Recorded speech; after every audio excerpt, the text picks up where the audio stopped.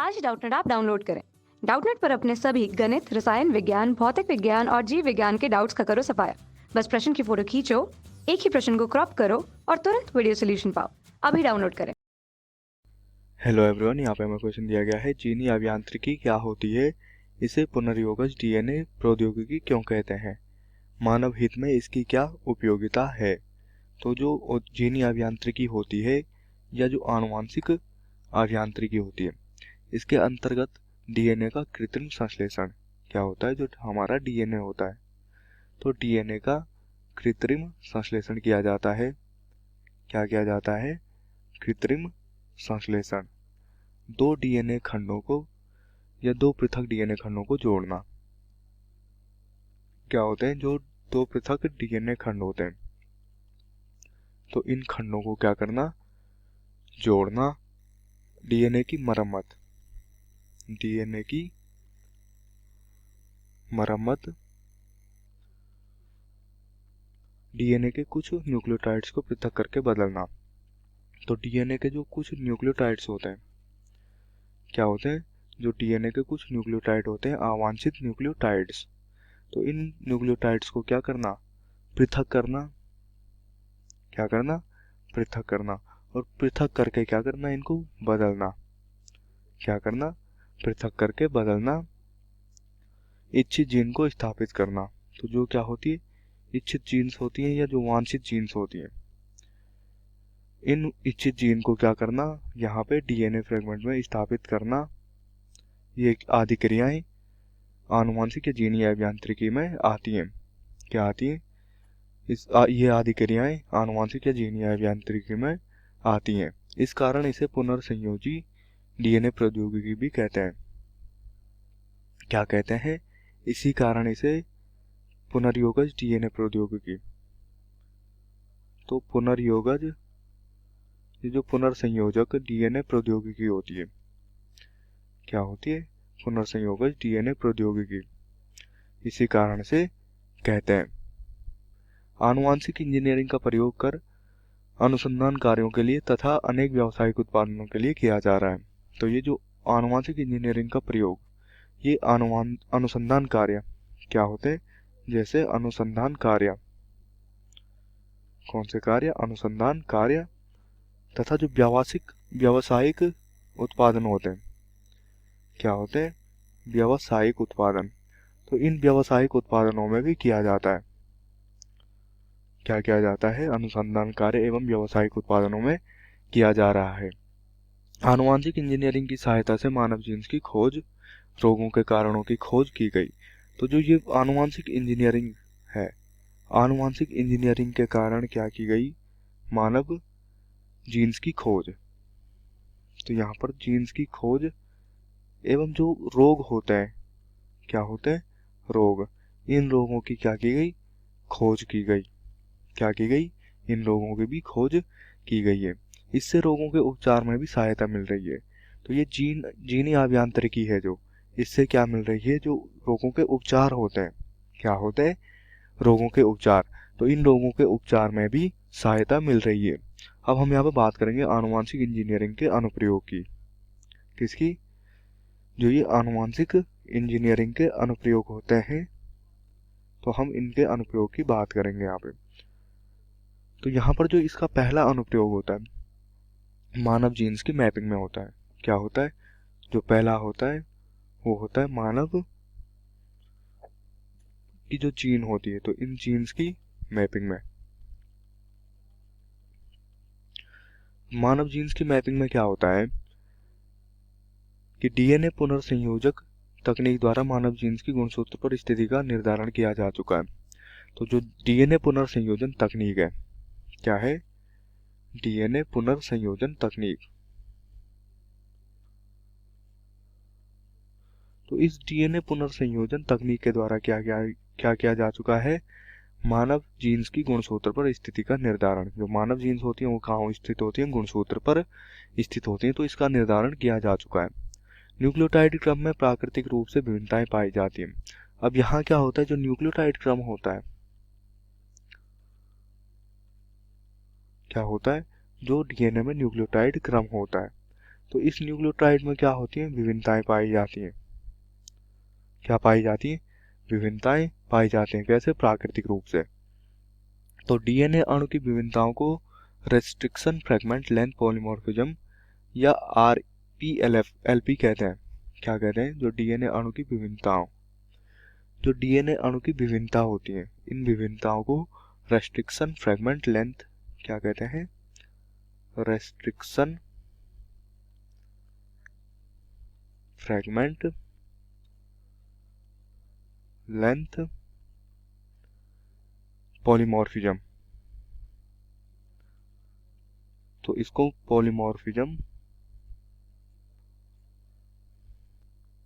DNA अणु की क्या होती है, डीएनए अणु की जो विभिन्नता होती है उसको रेस्ट्रिक्शन फ्रेगमेंट लेंथ पॉलीमॉर्फिज्म या RFLP कहते हैं। क्या कहते हैं, RFLP कहते हैं।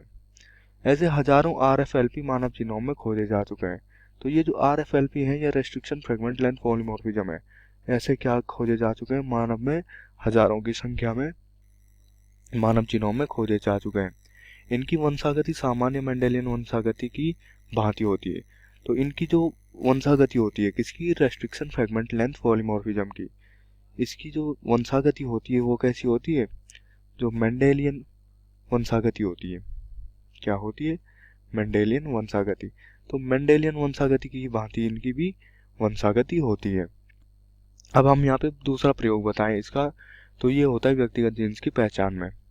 किसमें, जो व्यक्तिगत जीन होती है, तो व्यक्तिगत जीन की पहचान में भी इसका क्या किया जाता है, प्रयोग किया जाता है। तो व्यक्तिगत जीन पहचानने में भी क्या किया जाता है, इसका प्रयोग किया जाता है। आनुवांशिक इंजीनियरिंग द्वारा व्यक्तिगत जीन की पहचान की गई। तो ये क्या की गई, जो आनुवांशिक इंजीनियरिंग होती है, क्या होती है, आनुवांशिक इंजीनियरिंग। तो आनुवांशिक इंजीनियरिंग द्वारा व्यक्तिगत जीन्स की पहचान की गई और इस माध्यम से अनेक रोगों के जीन्स की खोज की गई। और इस माध्यम से क्या किए गए, जो अनेक रोग होते हैं, इन रोगों की क्या की गई, जो जीन होती है, इन जीनों की भी खोज की गई। क्या की गई, इन रोगों को भी खोजा गया या इन रोगों की जीनों की खोज की गई। तीसरा जो अनुप्रयोग होता है यहाँ पे आनुवांशिक रोगों का पता लगाने में। किसमें, जो आनुवांशिक रोग होते हैं, तो आनुवांशिक रोगों का पता लगाने में भी इसका प्रयोग किया जाता है। आनुवांशिक रोगों का पता लगाने में क्या किया जाता है, इसका प्रयोग किया जाता है। अनेक आनुवांशिक रोगों का गर्भ में ही एम्नियोसेंटेसिस तकनीक द्वारा पता लगाया जा सकता है। तो जो अनेक रोग होते हैं या आनुवांशिक रोग होते हैं, इनका क्या किया जाता है, एम्नियोसेंटेसिस तकनीक होती है। क्या होती है, एम्नियोसेंटेसिस तकनीक। तो एम्नियोसेंटेसिस तकनीक के द्वारा गर्भ में ही अनेक आनुवांशिक विकारों का पता लगाया जा सकता है। क्या किया जा सकता है, पता लगाया जा सकता है। डीएनए पुनर्संयोजन तकनीक द्वारा पश्चिमी देशों में, तो जो डीएनए पुनर्संयोजन तकनीक होती है, क्या होती है, डीएनए पुनर्संयोजन तकनीक। तो इस डीएनए पुनर्संयोजन तकनीक के द्वारा जो पश्चिमी देश होते हैं, क्या होते हैं, जो पश्चिमी देश होते हैं, पश्चिमी देशों में गर्भस्थ शिशुओं में, जो गर्भस्थ शिशु होते हैं या मतलब जो शिशु क्या होते हैं, गर्भाशय में होते हैं, उनमें अनेक आनुवांशिक विकारों का पता लगाया जा सकता है। क्या लगाया जा सकता है, अनेक आनुवांशिक पदार्थों का अनेक आनुवांशिक विकारों का पता लगाया जा सकता है। जैसे थैलेसीमिया, क्या होती है, जैसे थैलेसीमिया हो गया, दात्र कोशिका अरक्तता हो गई। क्या हो गई, दात्र कोशिका अरक्तता। और फिनाइलकीटोन्यूरिया। तो फिनाइलकीटोन्यूरिया का भी क्या किया गया, पता लगाने में क्या किया जाता है, ये जो डीएनए पुनर्संयोजन तकनीक है इसके द्वारा पता लगाया जा सकता है पश्चिमी देशों में गर्भस्थ अवस्था में। जो चौथा इसका प्रयोग किया जाता है, व्यक्तिगत जीन को पृथक करने में किया जाता है। क्या किया जाता है, जो व्यक्तिगत जीन होती है,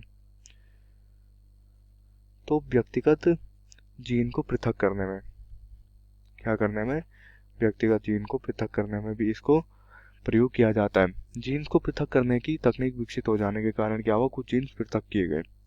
तो जब ये तकनीक क्या हुई, विकसित हुई, तो कुछ जीन क्या किए गए, पृथक किए गए, जो निम्नलिखित समूह में वर्गीकृत किए जा सकते हैं। तो जो क्या किए जा सकते हैं, निम्नलिखित समूह में वर्गीकृत किए जा सकते हैं। पहला है राइबोसोमल आरएनए के जीन्स। क्या है, जो राइबोसोमल आरएनए होते हैं इनके जो जीन्स होते हैं। दूसरा है विशिष्ट प्रोटीन बनाने वाले जीन्स। तो जो जीन्स क्या करते हैं, विशिष्ट प्रोटीन बनाते हैं। क्या करते हैं, जो जीन्स विशिष्ट प्रोटीन बनाते हैं। तो विशिष्ट प्रोटीन बनाने वाले जीन्स क्या होते हैं, इनको भी क्या किया जाता है, पृथक किया जाता है। तीसरा है नियंत्रण क्रिया वाले जीन्स। क्या, नियंत्रण क्रिया वाले जीन्स, जो क्या करते हैं, नियंत्रण की क्रिया करते हैं। क्या करते हैं, नियंत्रण की क्रिया। जैसे रेगुलेटरी जीन होती है, जैसे क्या होती है, रेगुलेटरी जीन, तथा दूसरी जो होती है प्रमोटर जीन। क्या होती है, प्रमोटर जीन। इस प्रकार चूजों में ओवलब्यूमिन क्या होता है, जो चूजे होते हैं, तो चूजों में क्या किया जाता है, ओवलब्यूमिन, ओवलब्यूमिन।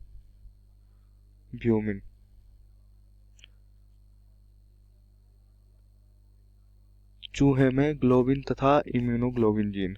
जो चूहे होते हैं, तो चूहे में ब्यूमिन तथा इम्यूनोग्लोबिन कौन सी जीन होती है, इम्यूनोग्लोबिन जीन।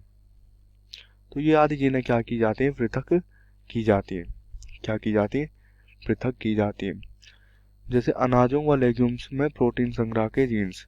तो जो अनाज होते हैं या लेग्यूम्स होते हैं, उनमें जो प्रोटीन संग्रह वाले जीन्स होते हैं, कौन से जीन्स होते हैं, प्रोटीन संग्रह वाले जीन्स। अनाजों व लेग्यूम्स में क्या होते हैं, जो प्रोटीन संग्रह वाले जीन्स होते हैं। तथा बाजरे में एमाइलेज के जीन्स। तथा जो बाजरा होता है, इस बाजरे में जो एमाइलेज होता है, ये आदि एमाइलेज के जीन्स आदि को पृथक किया जा चुका है। तो इन सभी जीनों को क्या किया जा चुका है, पृथक किया जा चुका है। इसका जो प्रयोग किया जाता है, आनुवंशिक रोगों का उपचार करने में भी किया जाता है। क्या किया जाता है, आनुवंशिक रोगों का प्रयोग, आनुवंशिक रोगों का उपचार करने में भी प्रयोग किया जाता है। तो आनुवंशिक रोगों का उपचार क्या किया जाता है, जो आनुवंशिक रोग होते हैं, इन आनुवंशिक रोगों के उपचार में भी क्या किया जाता है, इसका प्रयोग किया जाता है। आनुवंशिक रोगों के उपचार के लिए पहले प्रयोगशाला के जंतुओं में मानव रोग के जीन को प्रविष्ट किया जाता है। तो प्रयोगशाला में क्या किया जाता है, मानव जीन के क्या किया जाता है, जंतु में प्रविष्ट कराया जाता है। फिर क्लोनिंग द्वारा ऐसे जंतुओं की संख्या बढ़ाई जाती है। फिर क्या किया जाता है, क्लोनिंग के द्वारा ऐसे जंतुओं की क्या बढ़ाई जाती है, वहाँ पे संख्या बढ़ाई जाती है। इसके बाद इन रोगों के उपचार के प्रयोग इन जंतुओं पर किए जाते हैं। इसके बाद जो इन जीनों इसके बाद क्या किए जाते हैं, इन रोगों के उपचार के प्रयोग इन जंतुओं पर किए जाते हैं, जो कि क्लोनिंग विधि के द्वारा क्या किए जाते हैं, बढ़ाए जाते हैं। इसका जो पांचवा उपयोग है डीएनए फिंगरप्रिंटिंग के लिए। किसके लिए, जो डीएनए फिंगरप्रिंटिंग होती है, डीएनए फिंगरप्रिंटिंग। तो डीएनए फिंगरप्रिंटिंग के लिए restriction fragment length polymorphism, restriction fragment length polymorphism का तुलनात्मक अध्ययन किया जाता है। क्या किया जाता है, इसका तुलनात्मक अध्ययन किया जाता है। प्रत्येक व्यक्ति के गुणसूत्रों में उसकी विशिष्ट आरएफएलपी होती है। तो प्रत्येक व्यक्ति के गुणसूत्र में उसकी क्या होती है, जो आरएफएलपी होती है या रेस्ट्रिक्शन फ्रेगमेंट लेंथ पॉलीमॉर्फिज्म होती है, वो क्या होती है, विशिष्ट होती है, जिसके द्वारा उस व्यक्ति को रुधिर की एक बूंद, एक रोम या त्वचा के कुछ भाग द्वारा पहचाना जा सकता है। जिसके द्वारा क्या किया जाता है, जैसे रक्त की एक बूंद या त्वचा के द्वारा या रोम, या जिसको हम क्या कहते हैं, बाल।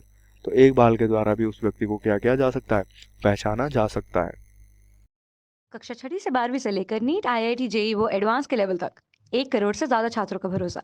आज ही डाउनलोड करें डाउटनेट ऐप या व्हाट्सएप करें अपने सारे डाउट्स 8400 400 400 पर।